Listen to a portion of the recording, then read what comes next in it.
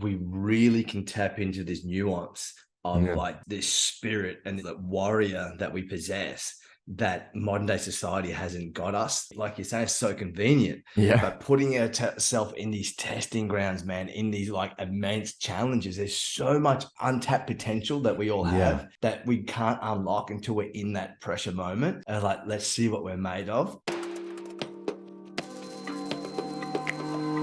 Do you want to experience the limitless nature of your sexuality, fulfillment in your relationship, and how it feels like to truly be respected by your woman? Can you hear the world's desperate calling for conscious, heart-led men to defeat their fear? Then welcome to the Heart of a King podcast, where you will find the clarity, guidance, and tools that will empower you to authentically live your masculine potential.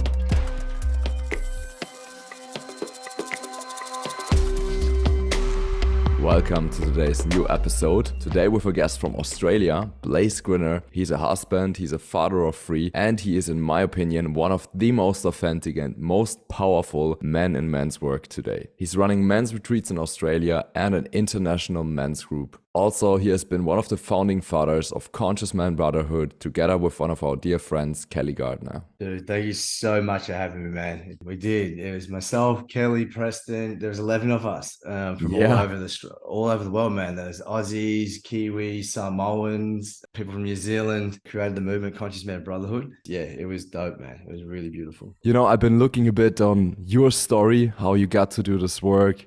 And I was like, man, I can so relate to this guy. Like, there's been so many parallels to my own journey. And just for the people that might not know you yet, I'd be really interested to hear like a brief recap of how you got to do men's work. What you just said then about being relatable, bro. I just want to start with, I'll give you the really short version and your viewers or listeners the really short version of my history. All of these moments that I'm going to tell you about, at the time, they were most painful experiences of my life. With hindsight now, I look back, I'm like, oh, I had to go through all of that pain, all of that suffering, all that turmoil. But now I'm relatable to nearly every man because I've had a really colorful upbringing. So I'll start with age of 7, dad left. And he was a very physically abusive father. He was an alcoholic, physically abusive. I had conscious conversations with him about 5 years ago for the first time ever. And so he had also declared that he was alone. I didn't have any mates. I'm the eldest of 5. And so, yeah, that was what 7 was the last time he hit mum. And then that's when mum packed us up and we left. And then the age of 12, he actually won the lotto.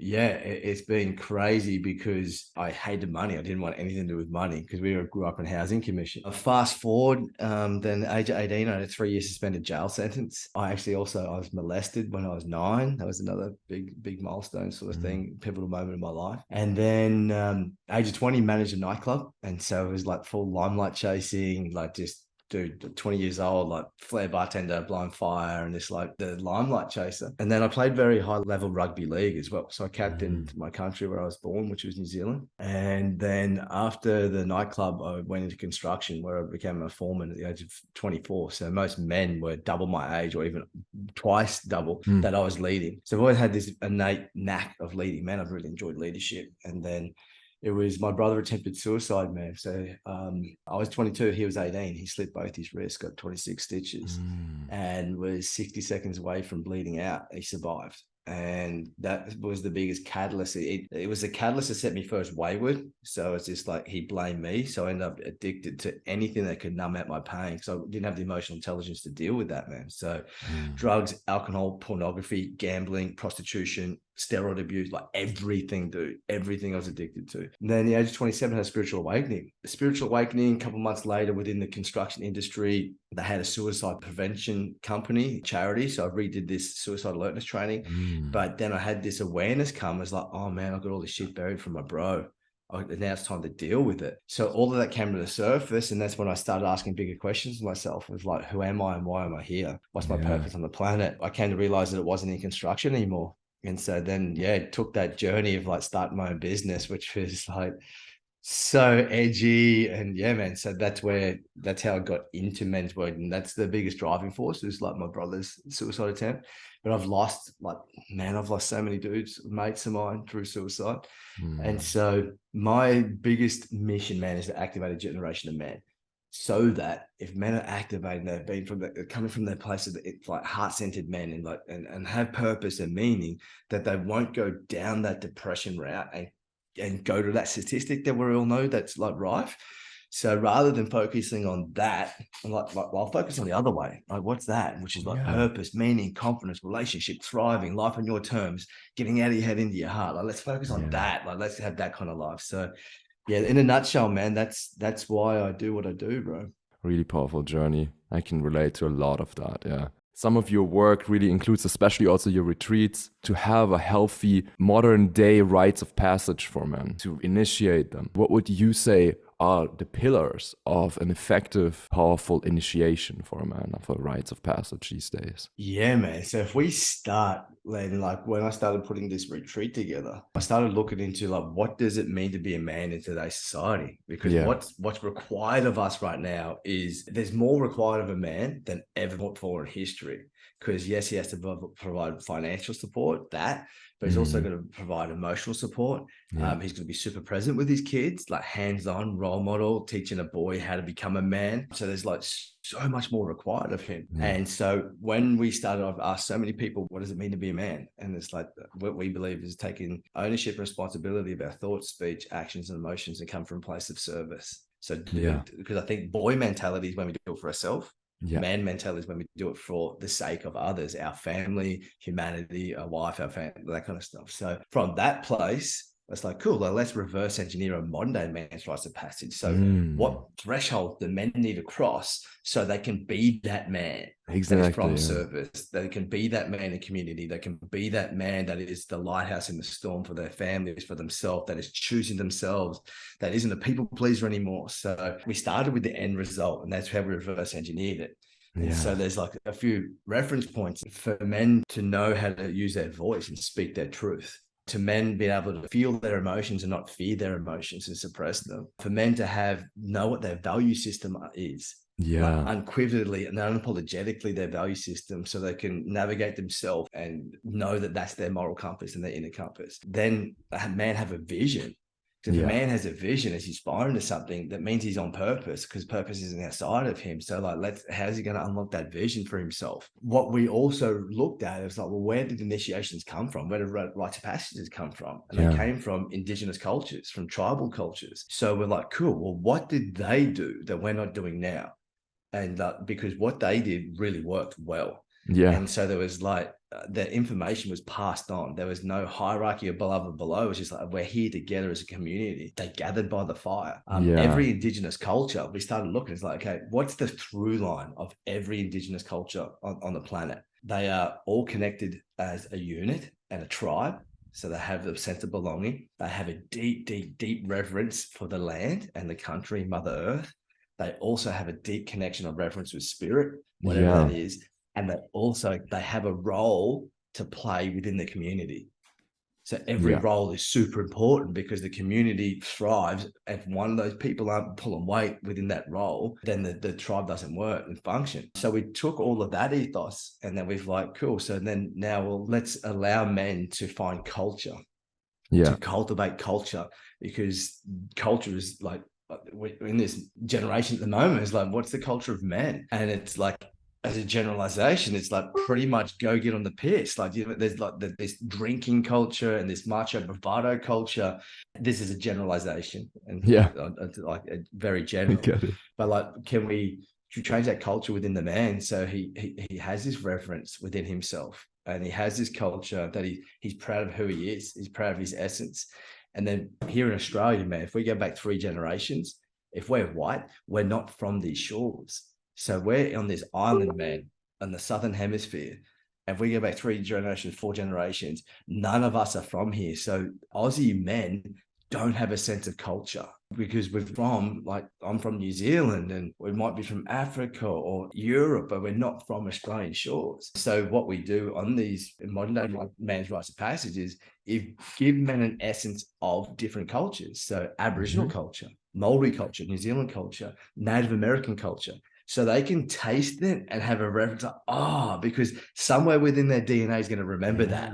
For sure. And then they're like, oh man, I remember this. So it's like a coming home of remembrance. So yeah, man, there's a lot of work that went into reverse engineering and coming up with what we believe is required to be a modern man. I love it so much, man. May I tell you how this all came about? This is a pretty cool story. Let me know. I started men's work, started with CMB, was created, Conscious Man Brotherhood. My wife had our eldest son. His name's Breath, Breath.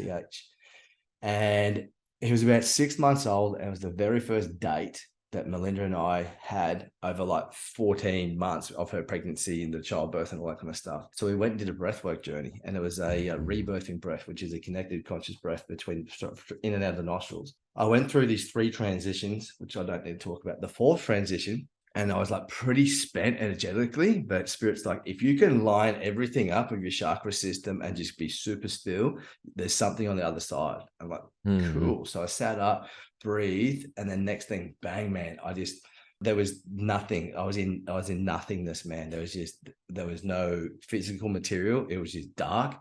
I wasn't a physical body. I was just a witness. I was just sensing something. And this voice said to me, what do you want to know? I'm like, holy fuck, I'm meeting God. Like, what the fuck? And I'm like, why am I here? And this voice, which I believe was God, goes, to run men's retreats.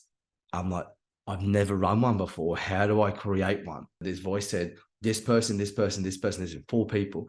3 of them I half knew. 1 of them I knew of, I've never met before. I'm like, cool, consider it done. And then I asked a few other questions. But so after that, I'm like, okay, like I'm going to reach out these people. 2 months later, around the first BlokesVenture 3-day retreat. Wow. When was that, man? That was, my oldest boy turned 5 in March. So it'd be like 4.5 years ago.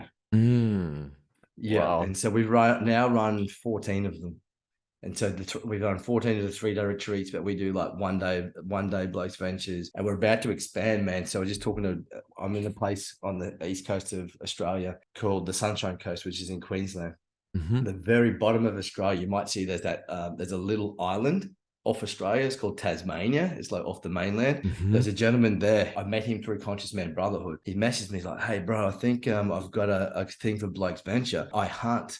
So let's like bring BlokesVenture down here, and let's get primal, man. We'll take men out in the bush and consciously have to kill and like eat an animal and skin it and do it super, super consciously. Yeah. I'm like, oh man, that is really edgy for me. Like I feel nervous, but let's go there. Because so we're starting to expand into like that. Yeah, man, there's so many different avenues we're going to take it. Yeah, that's really powerful. Because for me, what also was part of kind of my initiation, it was not held in a particular space. It kind of came up, but it also had to do with, I was in Peru at the time, and to do some plant medicine ceremonies and stuff. I was there, I didn't speak Spanish, and I was there on my own before some other people came. And some situation also came up where I was on the medicine, in the middle of the night, no one there. The camp was 45 minutes away from the next town. And I had to take care of like my base needs. I was like starving. I was so thirsty. Kind of an informal initiation to really fully consciously survive, to take care of. It wasn't literally hunting. I didn't have to kill an animal, but it was literally going on the hunt through the darkness there and to find water, to find food and stuff like that. It was this accessing primal power inside that we usually don't have to access, because it's so convenient, everything. Animalistic instinct. Yeah. I heard this the other day, man, around like going into these situations like that. Is we really can tap into this nuance of like this spirit and this like warrior that we possess that modern day society hasn't got us. Like you're saying, it's so convenient. Yeah. But putting ourselves in these testing grounds, man, in these like immense challenges, there's so much untapped potential that we all have that we can't unlock until we're in that pressure moment. Like, let's see what we're made of. Yeah. Man, I heard Aubrey Marcus talking about that. He did this light deprivation. So he went into darkness for 6 days, bro. Into the cave. And he said you can't see any light because any light brings you back, but it's like complete black for 6 days. And it's just like, Oh, that feels on the, because you're just straight with your mind, man. Just all in that. It's just, yeah. So I think that would be pretty gnarly, man. I look forward to doing something like that as well. I've been thinking about that, but I haven't done it before, so that's on the list. Yeah. Yeah, man. Those are the Vipassana, the 10 days, the silent retreats. Yeah. I've been working with Vipassana like myself to just go into that type of meditation, for an hour or for longer. It's already so powerful, but I can only imagine what it means if you just commit to that journey or you even do that type of thing in the darkness. Zero Yeah, man, distraction. because you just completely take one of your senses away. So like you Yeah. can't see anything. It's just gone. And it's just like, yeah, man. So I don't know too much about it, but I dare say all your other senses like heightened. Yeah, I've also been looking at your ebook. I think it's called Unlocking the Warrior Code. And it's funny because it's also something I really work with my man is finding your honor code, finding your core value system. I do remember that two of your biggest core values are love and integrity. And if you'd like to share, I would really love to hear what those mean to you and how they guide you through your life. Yeah, man, I've got a really interesting story around values and why they're so important. Beautiful reference point. So for me, love means my connection to spirit, my connection to God. Another way to say God. And then integrity, just being a man, my word, my actions, and completing what I say I'm going to do in excellence in everything. And then I have another one, which is trust. And so trust for me means trusting the divine path that's laid in front of me. Yeah. So it's like really trusting that. So it's like this faith, like, so yes, have the love and connection to spirit, but the trust to follow that path. Like the voice came in, as I trust that. My wife, back then, she was my fiance. We had 2 boys. So our daughter wasn't born just yet. And so my partner's never smoked a joint, never done ecstasy, speed, never had a puff of a cigarette. So she's like clean, bro. And I've had this like colorful, like party life. So I started looking into plant medicine, which really triggered her value system, her belief system. And there was a roadman. So in Native American tradition, they call him a roadman, which is the shaman within the Native American church who runs peyote ceremonies in CP. And so one of my very first mentors was named Jetty Azuma. So Jetty was part of CMB. So this roadman was Jetty's mentor. So it's like my mentor's mentor was coming to Australia, coming to the town that I lived in to run a TP ceremony peyote. I was like, I have to be there. Oh my God, that's my I want to do this, which triggered Minnie. And she gave me an ultimatum. If you go do that, me and you are over. I don't agree with it. And so it's like, whoa, this is my feel. Whoa. And I'm like, I need to think about this. And it was very abrupt, like aggressive argument. So I left. It was just 3 days before the TP ceremony. And so I went to my mate's house. And I was just like, dude, I've got to figure this out, man. So I went into meditation for a couple of days. So I went down the beach, was just meditating. And I just started running through the scenarios of like, well, okay, what's the worst case scenario? It's like, you're going to lose your fiance. You're going to like not be physical, embracing it'll be 50-50 split with your boys. So the very first place I went to was like my boys, man.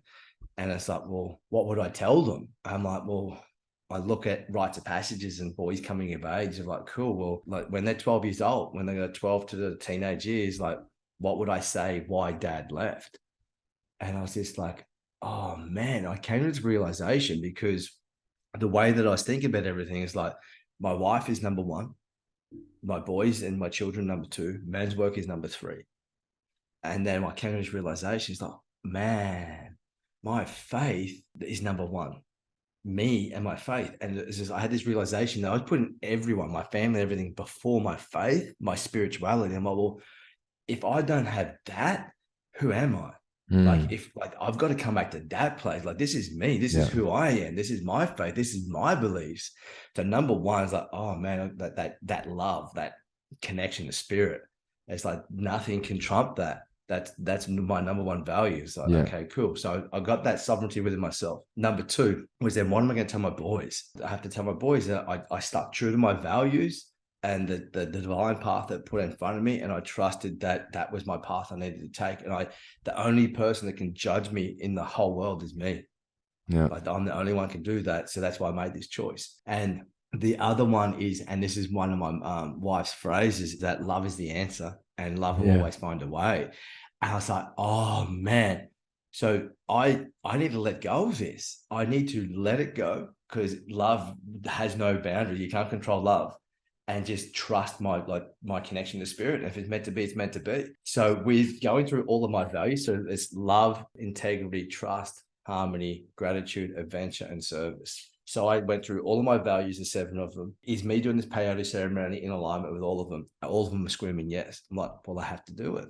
So I went to this peyote ceremony, man, and it's something that I knew I yearned for, but I didn't know what it was. And there was this song within the Native American culture on this peyote ceremony, and the song they sing is that all the children on the planet know that they are loved.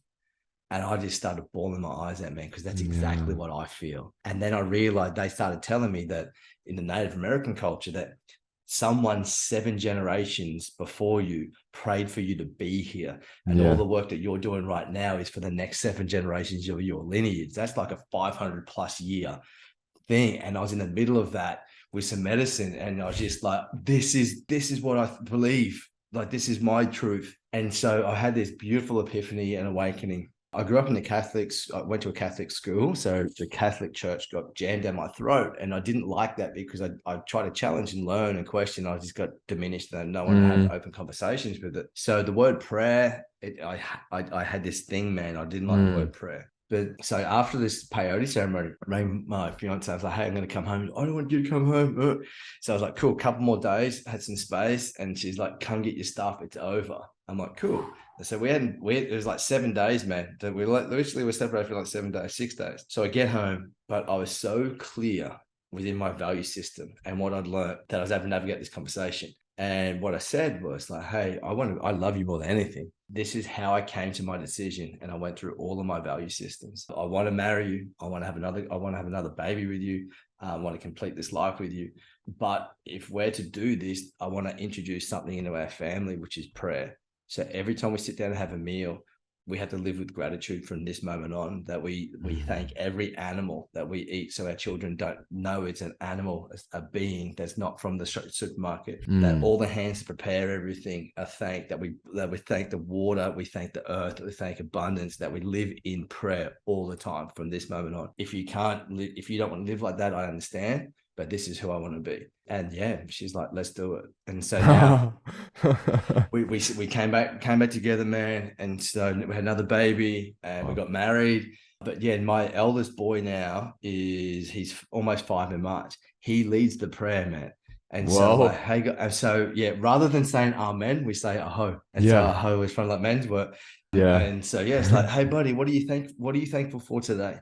And so the kids just are part of this process of prayer now. Awesome. And this beautiful thing, man, is, so I mentioned Dad and I, he left when I was 7, and it was like 20 something years until I had a conscious conversation with him. I've had these really deep, heavy clearing conversations about all the heavy lifting and stuff from our past. And I've just always wanted to tell him face to face, like, hey man, thank you so much for gifting me life. Like, you could have pulled out, bro.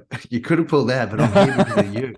And so I'm like, oh man, he's coming. And I wanted to say it to him face to face. So for 2 years, man, I've been trying to ring. I'm ringing him. I want to catch up with you. And he's been palming me off, man. So I'm like, well, he comes to my wedding in November last year. I got to tell him. And so I got to tell him, and didn't really land how I wanted to land. But then it was like just before my wedding. And I was like, I just really want to tell my dad, just thank you for my life. I just really wanted to say that. And then there's one night at praying at the table, my oldest boy turns to me and he's like, Daddy, thank you for my life. Whoa. It's like, this kid's 4, man.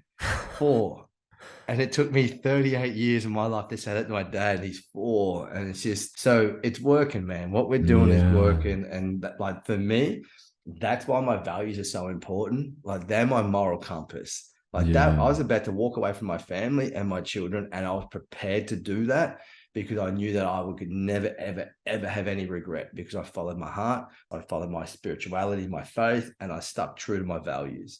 And that's all we can do is, man, just live from that place. It's going to upset people. It's going to challenge people. And then, like, literally, you ask my wife now, it took a little while for her to accept my beliefs and my values. But now, man, if you talk to her, she's like, yeah, like, he will stay by his values. Like, she knows she can count on my values. Yeah. And now we're in the discussion that she's going to sit and have a medicine journey with me, man. She asked me what I wanted for my birthday. I'm like, me and you do a mushroom journey. This is last year, so last March. And then she's like, oh, I'm still breastfeeding. So I don't want to do medicine while I'm breastfeeding.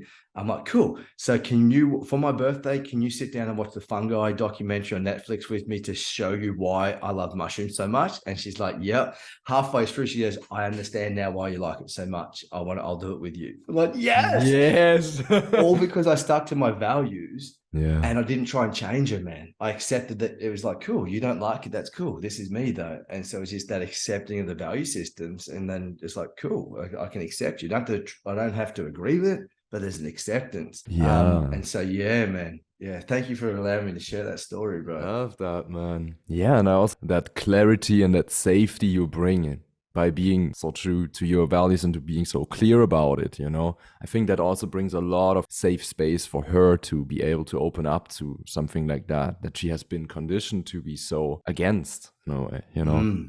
So beautiful. Man. Yeah.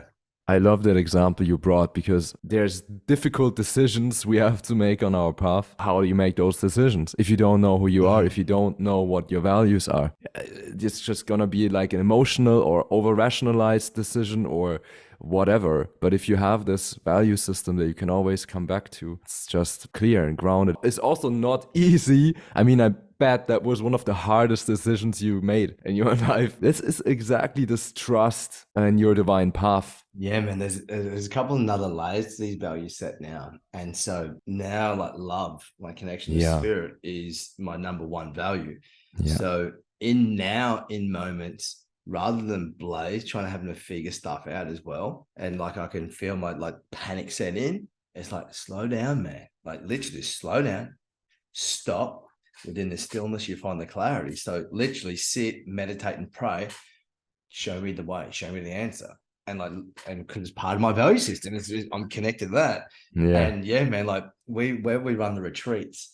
So there's this. Do you know what a causeway is? Causeway, no. Causeway. So if there's a creek system or a river system, they put there's like concrete sort of bridge that the water goes over, and so there's pipes underneath, but when it floods, the water will go over the causeway.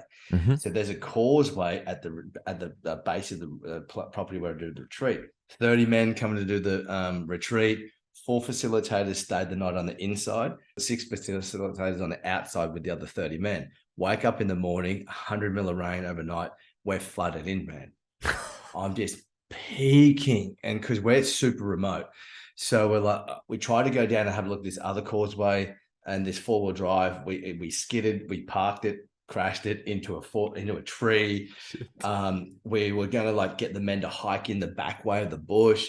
And it was just like crazy. Whoa. And I could just remember it's just like, dude, come back and ask spirit, like just ask. So we've got this beautiful ceremony room there. Had a tobacco, calm, sat down, and it's like, prayed, man. And then, this prayer come through is like, one of your facilitators is a chiropractor. He's got his own chiropractor practice. Ask him if he could go there for the day. So I rang him. It's like, hey, dude, we're flooded in. Can we run out of your office? Yeah, dude, sweet, all good. So I was peaking for that 90 minutes, man. And then when I just stopped, the answer came through and it happened. And these men just had the best day. 8 p.m. that night, the causeway dropped. So the men got in. And it was like, we were just doing stuff remote via Zoom. And we still made it, man. And there's been like a few of those little moments as well of like just stopping and listening to my intuition that's come true. So yeah, man. Yeah, it's all beautiful. Values are so important. The other thing too with values, man, they never leave you. Yeah. So they never leave the individual. So we develop them from in between 0 to 27. So there's 3 phases of learning, but they never leave you, which means that no matter what identity we have, if that identity leaves, we can still fall back on our values. So you see these men or people have like midlife crises, or they go through breakups and their whole world plummets and crumbles because they don't have their foundations to fall back on. They don't have that foundational stone to fall back on. It doesn't mean it's not going to suck, and it doesn't mean it's not going to be painful. If you have a marriage breakup, or if you're not if I had lost the kids in that, I'd go through a divorce, that kind of stuff, it's still going to hurt. But if you know what your value systems are and you're living integrity into those, you're going to be okay. Yeah. Yeah, not going to have to look like, who am I? So that was my biggest question. Like, because I was going to be a footy star. I had a player manager and everything. That went away. I remember at age 18, like, who the fuck am I? Manage a nightclub. Dude, this is me, limelight. That went away. Who am I? Went into construction, became a foreman. And then like through all of these all these identities, I kept believing that that's who I was, this identity. And then so it was like based on stature, money, all the materialistic things, man. So yeah. I think also that's why it's so important to have this foundation, because for one, the whole world is changing. Everything on earth is turning upside down or changing, evolving. And there's like a global awakening also, where you also kind of lose your ego identity, what you think you are. So there has to be something, especially for us men in society and in the world, to get back to. This is my grounded compass that I can always come back to. Yeah, man, 100%.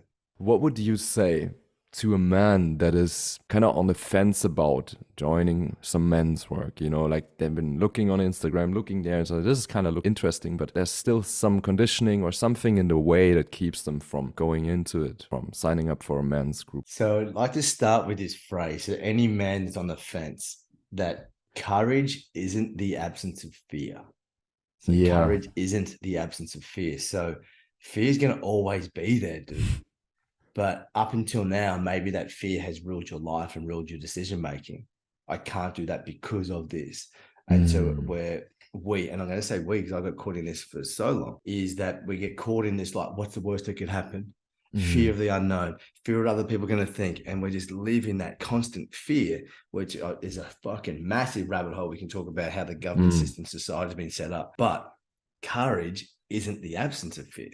So if you're on the fence and you're thinking about joining a men's team or doing some men's work, you've popped your head up, dude. And so firstly, I just want to say congratulations, because your head's not buried in the sand. You're not stuck in the grind thinking that's the only way that you can live your life. You've actually gone, I want change. Exactly. I want to do something different. There's got to be more for my life. There's got to be more for my existence. This can't be all there fucking is. So, bro, congratulations. Because if you're in that inquiry of like, oh man, I maybe want to join this men's team, there is hundreds and hundreds of millions of men on this planet that will never stick their fucking head up and have this conversation with themselves. So you are so far ahead of the game, dude, that you've actually like on the fence. Celebrate that, man. Yes. Celebrate the crossroads. You are at a crossroad. It means you're out of the grind, you're out of the matrix. You'll pop your head up like, cool. So right now, that fear is just, it's indoctrinated in you, man. But rather than allowing fear consume you, courage isn't the absence of fear. So lean into that courage, finding that warrior within you to take that first. Well, you've already taken 2 steps. So first step is admitting to yourself that you need change. Something's not right. That's step number 1. That's the hardest pill. And if you're on the fence, you've already swallowed one. Number 2 is seeking out someone, a men's team, a coach or mentor or something, to come and assist you, to support you. That's step 2. You've taken the 2 biggest steps. The last step and the third step. And so these 3 steps, my athletic coach taught me this. So if you look at any athletic runner, the first 3 steps out of the block are the most crucial. And so you've already taken 2 steps, dude. You're on a fence. And so the third step is following through and committing to joining a men's team or joining it. So there's a couple of little ways we can do this, man. Some mindset reframes for you. Number 1, rather than focusing on what's the worst that can happen, ask yourself, what's the best thing that could happen if I join this men's team? Literally, a psychologist said that to me, and that's how I started men's work. I relapsed and smoked ice like 7 years ago.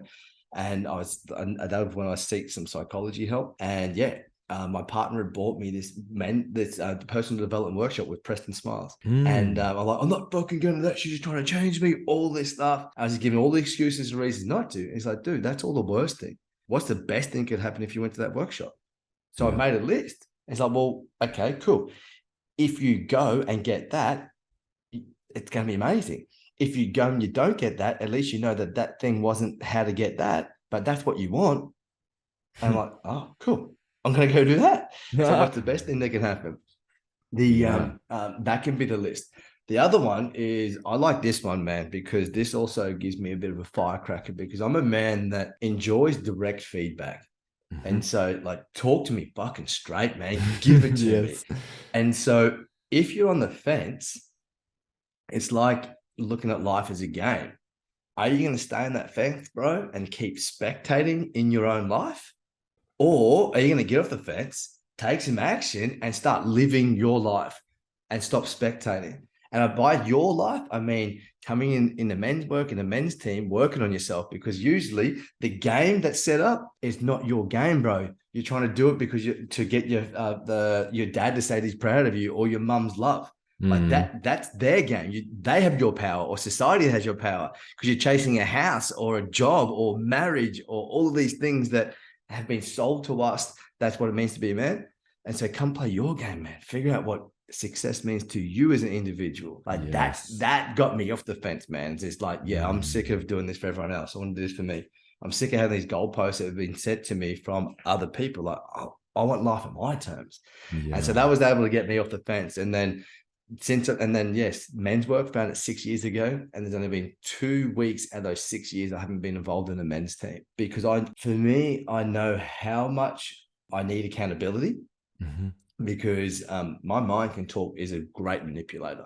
And then when I have accountability and I have brothers to challenge me and push me, I hold that high level of standard. And if I'm surrounded by these dudes that hold this high level of standard, what happens is the reverse of out in the world, or reverse of the matrix. So out in the real world, if you grow and rise in consciousness, the herd tries to cut you down. If you have money, stature, happiness, like the herd tries to pull you back. Like here in Australia, we call it the tall poppy syndrome. But in men's work and a men's team that is super conscious and they're like effective coaches, because there's some charlatans out there, and I'll talk about that in a second. But the reverse is you come into a men's team, all of those people have the same values, all have similar values of they want to better themselves. And so they're growing 1% better every single day to be a better man. So that means even if you have a shitty day and you slip, the herd's going to bring you up with them. So that floating tide rises all boats, and that tide is just bettering yourself as a man. I want to be on that side of the spectrum rather than getting cut down. What I mentioned around the charlatans is there's people within men's work, there's people within personal development, there's people within life coaching that are fucking charlatans. That their Instagram, their Facebook is just highlight reels, man. They're preaching, and all they're preaching is what they're reading in books, what they're listening to on podcasts, what they've heard in a workshop, but they aren't actually living that. They're not living like wisdom. They're just regurgitating knowledge. So I believe that it's like we take the knowledge that we learn, we got to put it with action, and we come from that place. And when we come from that place, we then be able to teach from our wisdom. So my invitation, if you're on the fence too, be vigilant of like, is that person or that team or that coach you want to join, is that person leading it? Is his team, are they living from their wisdom and teaching from their wisdom, or are they living from the knowledge? If you want to look at that, go scroll their page, go back to the past 10, 15 posts and see what they're talking about. If it's all highlights, there's something else going wrong, because life isn't fucking all rainbows. It's not unicorns and rainbows. So if they're not talking about their challenges, their adversity, what's going up, for me personally, I wouldn't trust that motherfucker. And so just be really vigilant about who you're joining, because and then that way you're making a conscious decision. And just remember, if you join it, you don't like it, you don't have to be in there forever. You can just get out and just make sure that you find someone that is super aligned. And in saying that, there is so many amazing people around the world doing some amazing things. That's my take on if someone's sitting on the fence. Awesome, brother. I love that. If you want to learn more about Blase and his work, you can find the link to his website here in the show notes. This was only the first half of this powerful interview with Blase. To make sure that you receive a notification when the second half comes out, make sure to follow the podcast and turn on the notifications. And if you're a man that is struggling with this fear of not being enough, especially also in the bedroom, click the link in the show notes to learn more about having a free clarity call with me, where we can look at your individual situation, what you're struggling with in your relationship and within yourself, find out what your ideal life looks like in this regard, and map out a way to get you there. And I look forward to seeing you in the next episode.